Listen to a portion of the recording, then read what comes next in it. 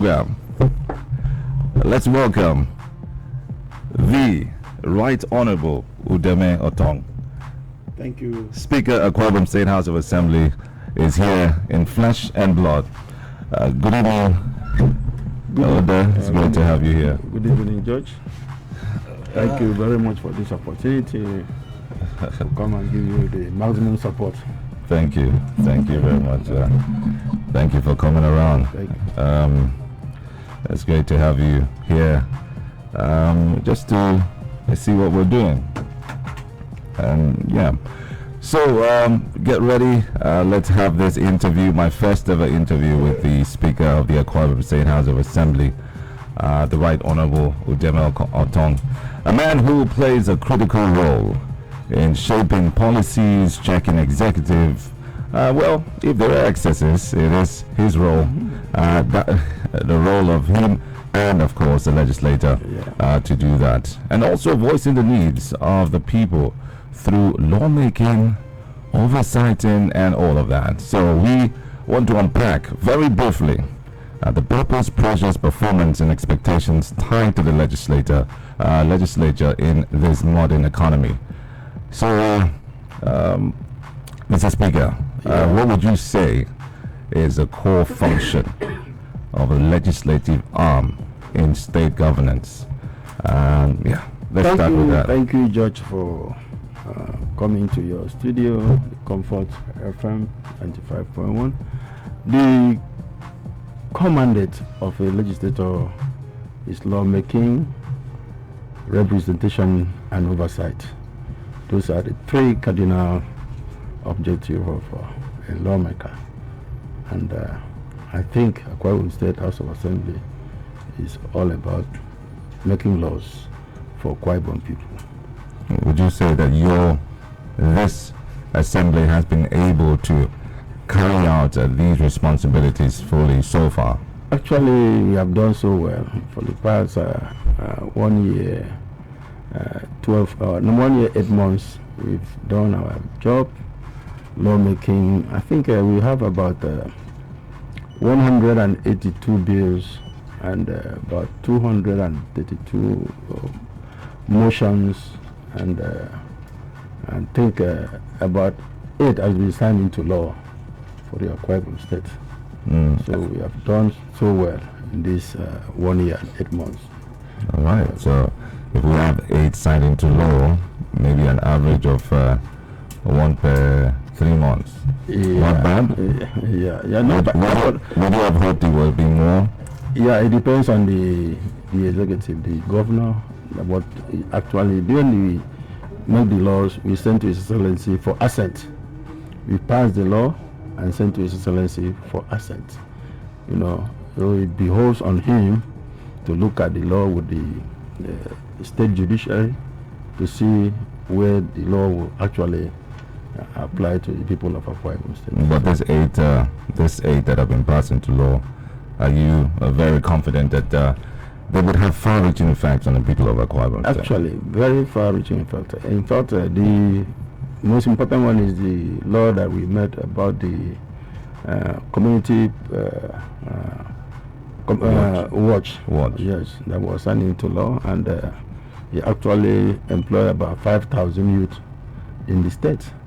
Although, actually, as of now, only Uyo Central District, has implemented the Correct Bene and Correct Central District and Eke Central District would soon, employ the youth for them to do their duty. What could be the delay? Actually, as of now, I don't actually know what's the delay, but I'm very sure the governor is working on it to make sure they have good selection of the youth they want. Because we need to, if you are doing security outfit, you need to know exactly who and who is going to the security outfit, so that it will not be a problem to the security outfit already. So they are doing good selections in different communities, different local governments to send to. All right. So Uyo did theirs faster than others. Yes, I are still working on it, but very soon, I'm very sure before the 29th of May, making 2 years of His Excellency in the office, that will be done. I suppose that recruitment and selection will be oversighted by the Committee on Security. Committee on Security is working with them to make sure that the right people are employed to do the job. And let's talk about the notion that people have of the legislature. Yeah. Especially one that is very friendly with the executive. Some only see the legislature, especially this one, as a rubber stamp to the executive. How do you respond to this perception? Actually, our work is to make laws, and our work is not going to go and fight with the executive. We are there to make law, work with the executive to make sure that the dividend of democracy is experienced, is given to the people. So when you say a rubber stamp, the governor, the executive will look for something that will be of benefit to the community, the people of Akwa Ibom. What do? Do you fight? You say no, I will not, work on this law. So peace is better than fight. Yes, you don't fight when something you know that is going to be beneficial to the people of Akwa Ibom State. You just go through the law and make sure you pass the law to His Excellency for assent. So the people saying rubber stamp, what do you mean by rubber stamp? Rubber stamp. I mean, it's a term that is usually widely used. There's nothing like rubber stamp in this particular assembly. There's nothing like rubber stamp. We do our work, we do our oversight, everything that we need to do, and we do our representation. We do our own representation in our different constituencies. We look at what is happening in our different constituencies and bring it to the House and maybe send it to executive for them to work on it. So you see a lot of motions in the House that we send to His Excellency. This is what is happening in this constituency. This is what is happening in this constituency. We have flood in this place. We have bad roads and so on and so forth. That is representation. Looking at what is happening in your different constituency and bring it up to the government, for government to see what they can do to alleviate pains and suffering of the people. That means you can assure the people of Akwa Ibom who are listening to you now that there is always proper scrutiny before passing anything, especially bills that are sent from the executive and all of that. Yeah, when we look at the bills, our work is we are going to conduct public hearing. We don't just collect a bill and pass into law. It has stages. We have to go into public hearing where you call all arms of government, the judiciary, the executive, the public to come and look at the law. After looking at the law, the input that they will come up with, you will use that and see what you can do, whether that law will be good for the people of Akwa Ibom State. It's not just when they bring a bill from the government, you just come and pass. So there is a thorough process. Yes, so a lot of processes, before you can pass a bill into law. Let's look at steps that your leadership has taken to ensure that there is greater transparency, and public involvement in the legislative process. You just talked about public hearing. Is it deliberate? Do you deliberately bring in the public and the constitution of the public hearing? Is it also transparent? No, public hearing is a part of legislative actions. You don't pass a bill into law without the public contributing into that bill before it is passed. That is why when they say rubber stamp, which one is rubber stamp? But you've heard that before. I've been here. Not the first time. Okay.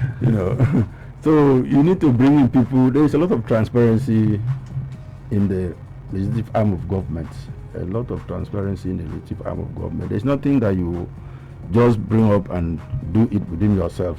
We have 26 members in the House representing the 31 local government of Akwa Ibom State.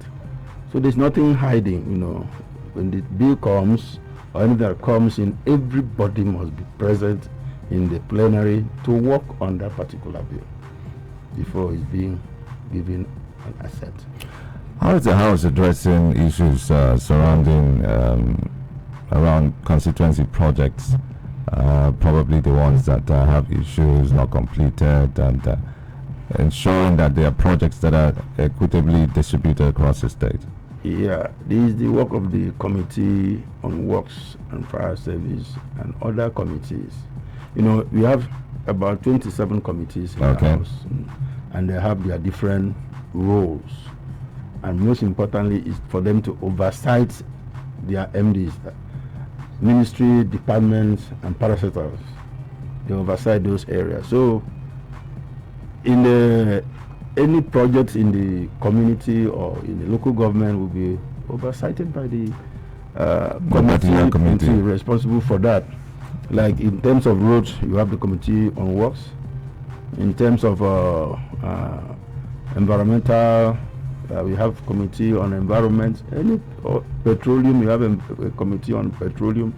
So they are the people to oversight and see what the government is doing. Actually, are they working according to specifications that was given? So the work of the legislature is to oversight and make sure what is given to the masses is what, you know, was written or what was agreed or what is going to be good for the people. How involved are you in the activities of all these 27 committees? They are working every day. They are having their committee meetings. They are doing their oversight. You know, House of Assembly is very busy. If you come in there, you see a lot of people having their different meetings in their committee rooms and going out to oversight what the government is doing. So we are working very seriously to make sure we give the dividend of democracy to the people of Akwa Ibom State. We all know lawmakers, like all politicians, face pressures. What are those pressures that the House of Assembly faces? The very common pressures that you face, members of the House. The pressure is everywhere. Even you seated here, you still have pressure. People are expecting a lot from you. You know, people, your constituents are expecting a lot from you. And in terms of support, supporting them, empowering them.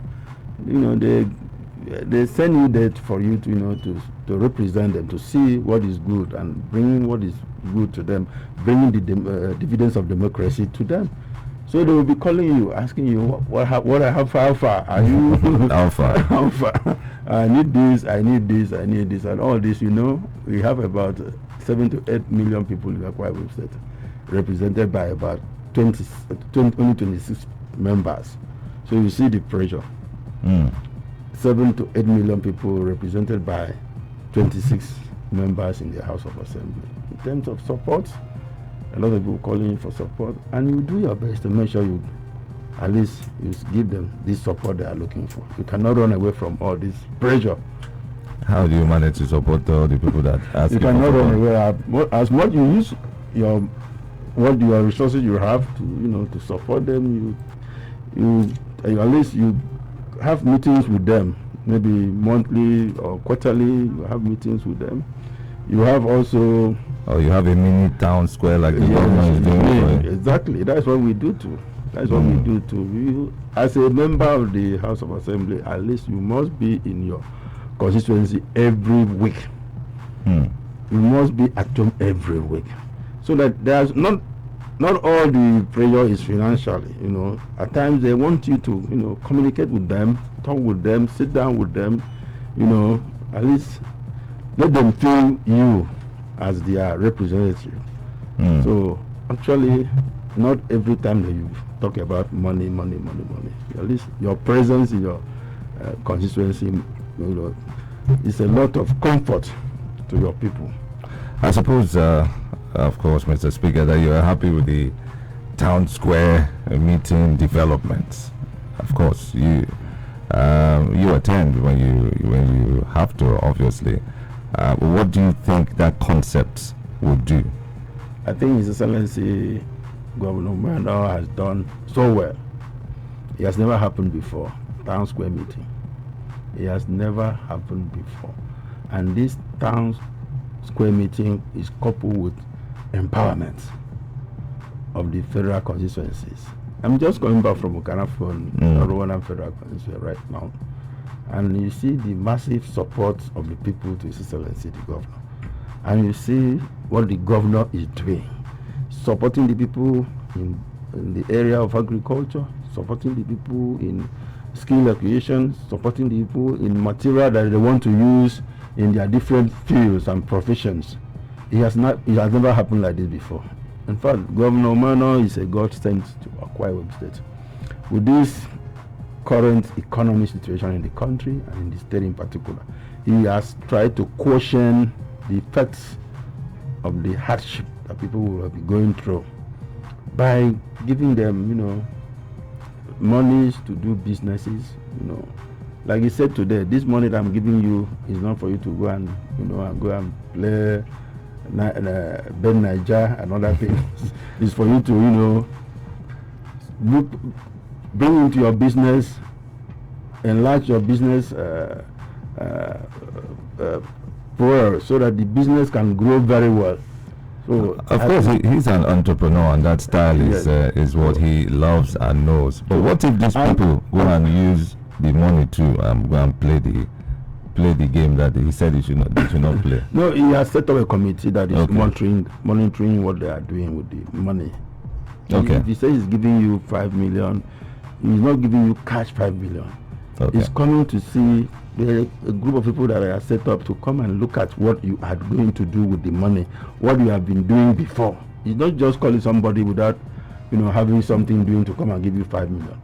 It's somebody that has been doing something, had a trade, had a business. So he's just supporting that your business. So I don't see any reason why maybe you've been doing a business and somebody is giving you money to add to your business, you use that money to do some other thing.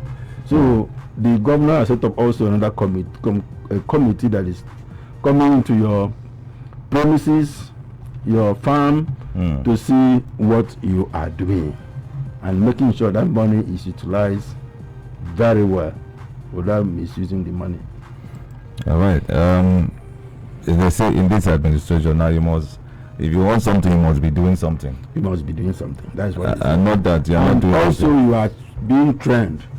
His Excellency has trained a lot of people in the Dakada park. That young boys, young girls are being trained on skill acquisition center. Yes, different skills. When they finish training you, they will empower you with some finances to start up a business. So that is what he's doing. All right. He's doing very well, sir. All right, obviously, and that's why there's no reason. That's why there's peace. There is peace in Akwa Ibom, and he's a man of peace. Has really brought in peace in Akwa Ibom State. And of course, there's peace in the house too, because everybody is carrying umbrella as against before when you started. Yeah. Everybody is coming to PDP. Yeah, I mean, PDP, why do you think that's the case? PDP is a government that is doing well since 1999 in Akwa Ibom State. The government that we are having is under the platform of PDP since 1999, and the PDP government is doing a lot in Akwa Ibom State in terms of infrastructures that you have in Akwa Ibom State is from the PDP government. So there's no other party we think that can, be very comfortable in Akwa Ibom State as at now. As at now. As at now. Is that now? Is it that there will be later? No, it depends on the what happens. Political party is just a platform. It's just a platform. You can. Some people were in YPP. Some people were in APC. After some time they said, no, let me go back to the majority party. So, Speaker, you are a key figure in the PDP.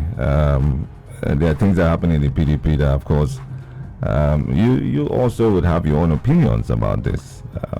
Is the PDP nationally, do you think the PDP nationally is in crisis? Actually, PDP nationally is in crisis. But they are trying to see what they can do. In a lot of court cases, national secretary, this one will be going to this court, this one will be going to the other court. As announced, Nationally, we don't have a stable platform of the PDP, but we are still working for the So how are you going to, in Akwa Ibom, try to hold it together? Because if you do not have... Akwa Ibom is a chapter of the party. You know, if the top is bad, the bottom will not be very strong. So we are looking for a way to make sure that we, make sure the party comes back, strong. You are one of the most prominent speakers in the South, for instance. If you were to have your own idea of how PDP can be stable, what would you say? Unity, love, collaboration by members of the party. When there's no love, you see what happens in the last election, 2023 elections. In fact, that is where we started having our own problem. When the people said, let the presidency comes to the South, after the North might have finished 8 years, that it should come to the South. The mistake our party made was to go and bring out somebody from the North again. After Buhari, they went back to bring in Atiku. That means our party wanted the North to go for 16 years without the South. So that was the problem that started, problem in the PDP. And you see, the 5 governors opted out from that arrangement. And the people, the Democratic Party, did not go for these 5 governors. For 5 governors to opt out from a political party, that is 5 good steps opting out from the political party. I don't know how that political party will come out strong. So that is the problem. And that is still the problem till now. I heard that even after Atiku, was declared the presidential candidate, there was still a way to save the structure by making maybe Wike VP. But that still did not happen. At that time, why was there no consensus to save the party? That is what I'm saying. There was no collaboration, there was no consensus. People did not go together to make sure they salvage the party. How do you allow 5 governors, like I said, how do you allow 5 governors to go out of the party? And the thing was coming to the South. The presidency was coming to the South. How do you, go and, support another president from the North? It can't just work it that way. As of now, we allowed our own, President Tinubu, who is from the South, to finish his 8 years. I wanted to go to that, but I was not sure how you answer me. But I mean, even though the governor said it was his choice, but the fact that I think you were behind him that day.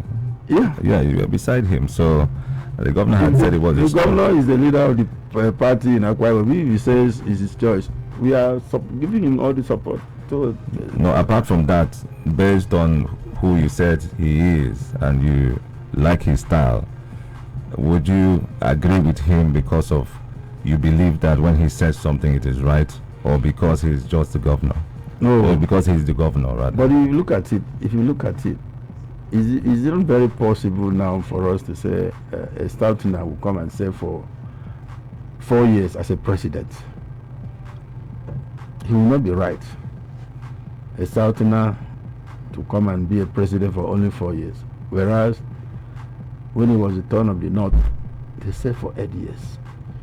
So you need to judge yourself. Is it right? Since we have this governor or the president now, Alhaji Tinubu, we should allow him to finish his 8 years. Because the PDP would not have been able to produce a Southern a flag. But you will not even be, you cannot join, after this you go for another 4 years for PDP. The PDP person will do for 8 years. That will be a problem. Oh, okay. That would be a problem. So for regional reasons, having a Southerner remain as president, and what of the economic reasons as well? A lot of economic reasons. You see the reform that the president is doing now, by removing the subsidy. The removal of the subsidy has, in fact, impacted a lot. Though it was very difficult initially, but now I think people are trying to adjust and you see this development, the money that was, the subsidy that was paid by the federal government as at then, maybe was used by very few people in the country. But now the removal of subsidy has, impacted on a lot of people. You see this development everywhere in the country. The governors have not borrowed money now. In the entire country, no governor looks for loan. The money is enough for them to do any development in their different states. But initially, it wasn't like that. The governor would look for loan, would look for go to this, look for this. But now, no governor in the country would tell us that he has collected any loan to do any project. This is unprecedented, probably the first time we're having, but it's not a case of that they are saying that we will soon have Nigeria is going to be a one-party state. When you heard that, no, it cannot be. You have different diversities in so many areas. The northerners, the south, the west. Can never be. You have a strong SDP. We have PDP. We have YPP. We have like the election that is coming up very soon from Anambra. Is it Abga? Abga. It can never be one party system in the country. It can never be one party system. All right, and you love the governor's unification stance. When the righteous is on the throne, the people rejoice. It's uniting Akwa Ibom State. Like we just finished the Okanafon, Orowana and Federal Constituency town hall meeting. You see APC people coming to give their goodwill message to His Excellency. Wow. You see the YP people coming to say you have done, inter-parties coming to say, Your Excellency, you have done well. It has never happened like this before. Wow. So that shows love. Party is just, like I said, party is just a platform for you to come out and represent your people. It's not something that we should fight. It's not something that we should fight. After elections is governance. So who are you governing? Are you governing party members or are you governing Akwa Ibom State? But towards elections, you can go to your party. You'll be party. You can be party. All right, the Speaker of the Akwa Ibom State House of Assembly, Right Honorable UDEME OTONG, is here with us. As we have done, we are delighted to have him grace us in this, Guinness World Record show, which is being broadcast live to the whole of the world. I want to tell you, sir, that you're being watched everywhere, and it's largely because of the foresight of my boss, the distinguished Senator Effiong Dixon Bob, to allow this happen here. We're making history in Akwa Ibom State. Some people never thought it would happen, but it has happened here, and I want to say that you can help me thank him too, because he has made this happen. He's the one that made me to be here. He took this project. He's fully into it. He took this project as his own personal project. Yes, sir. I want to thank you very much. I want to thank you for having this boldness to do what you're doing. And I'm very sure you are going to break the world record. Yeah, the current record is 88 hours, so we are going to make 100 hours. You are going to that's where we're going. You are going to make 100 I wanted to open the phone lines up, but let me just ask, is Abak happy with you? Abak is happy. That's why they sent me the second time. Okay. That's why they sent me the second time. So if I open the phone lines now, they will hail you. No problem. Oh yeah, now. Okay. If you are from Abak, the speaker is here. Hello. Hello, good evening. 0906 008 951. Let's take 3 calls and 3 messages. And let's talk to the Speaker of the Akwa Ibom State House of Assembly, one of our very eminent guests here, of course, on this program. Hello. Yeah, good evening. Good evening, Mr. George. Good evening. George. Good evening. Yeah, good evening, my able speaker. Thank you very much. Yeah, my question goes like this. I want to first ask a question. My issue is about passing in the law what about following the law? Like, for example, the anti-grazing law that was passed. I don't know if it was passed, but I don't really think if they are following that law. Then number two, can any law exist in a state when it's not passed by the House of Assembly? Like, for example, if maybe the Commissioner of Police come out and say, all beer parlor or every activity is closed by it because of insecurity, and it's not passed by the House of Assembly, can such a law exist? That's my question. Yeah, number one, we passed the anti-grazing law, and it's left for the. It's still being breached. Because we're getting photos. Yes, it's left for the executive to enforce the law. It's not a position again to go and enforce the law. Has the report come to you? Yes, we've been having it. We've having the report, and we've called the police, the relative agencies to see what they can do about it. The law was passed, and it was assented to by the governor, and it's left for the authorities, the police, the other agencies to enforce. Enforcement of the law is the problem that we are having now, and we want to look at the cattle. Who are the owners? Well, who are the owners? Our people from Akwa Ibom, and they don't want to take care of their cattle. So it's left for the law enforcement agencies to enforce the law.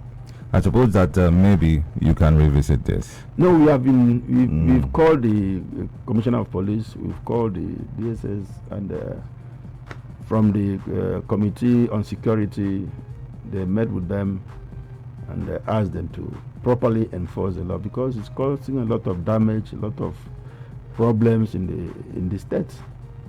Most especially what happens in Ikorekbere some months ago. It was something that caused a lot of problems. So Speaker says he will call the Commissioner of Police. No, we've been calling, we've been talking with them. Okay. Hello, good evening. And he was talking, he had two questions. Oh, second one was the issue that whether a law can be, that's the enforced. No, whether a law can be enforced without being passed by the House of Assembly. And I would say no. Okay. No law can be enforced without going through the House of Assembly and without assent. Okay. Hello, good evening. Hello. Yes, welcome. Yes. Sir. Good evening. All right. Machi Josh, good evening. And good evening. Speaker, our Honorable Speaker of the House of Assembly, good evening, sir. My name is Apan. I'm calling from Sultan in Ibesibo. Okay. Firstly, I want to thank you, Honorable, for supporting the Mighty Church, because he's our man for his job doing since inception of this program, and following him back to back. No place to you, my Mighty Church. Please let me use the opportunity to thank our governor, because today is just returning the town square meeting from Orowanam and I hear massive support. I hear the crowd that was trending all around in support to the governor, because he is making unity within the Star Party. So it's a loving one. Mr. Speaker, during this year domain, what I want to advise you, please, just support the kind of support that you guys are getting from the masses. You going forward to advise the governor that he should go ahead giving that a little empowerment to the physical challenge, because as I speak to you, I cannot see. I'm a blind person, so I know he has empowered the physical students where they are having their schools, paying them some little stipend to meet up their academic. So, like, I am not a school somebody, but I have my personal job. I'm doing agriculture in my community here. So that's what I can advise. So please, also my daughter is in tertiary institution, State University. Please, my speaker, I want you to use this good office, please, to support. She says there's an idea, please, to pay, help me pay my daughter's school fee, please, please, please. Don't tell me, Okay. please. Thank you very much. Very much. What you will do is to register with the portal. The governor just pick people's name from the portal. So you said you are yeah. You said you are blind. You can ask somebody to direct you on what you needed to do. The governor is supporting everybody, whether you are physically challenged or you are strong, a very strong person. He supports everybody, but they pick the names from the portal that is open for Akwa Ibom people to register. All right. I suppose that for your daughter, I think you should meet with my chief of staff in the office. I think House of Assembly, if we have any educational support, we will give the support. Okay. I suppose that you've heard that. Mr. Speaker, thank you very much. If I keep opening, they will keep calling, and they will keep requesting.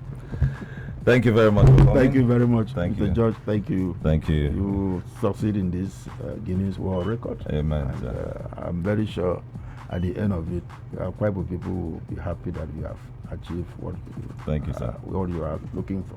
Thank you. So sir. Thank you very much. Thank you very much. Thank sir. you. Thank God you. bless. Sir. All right, there we go. Another big interview, come and gone. The Right Honorable Elder UDEME OTONG, Speaker of the Akwa Ibom State House of Assembly, our guests in this very engaging interview, and I hope that you were able to pick many things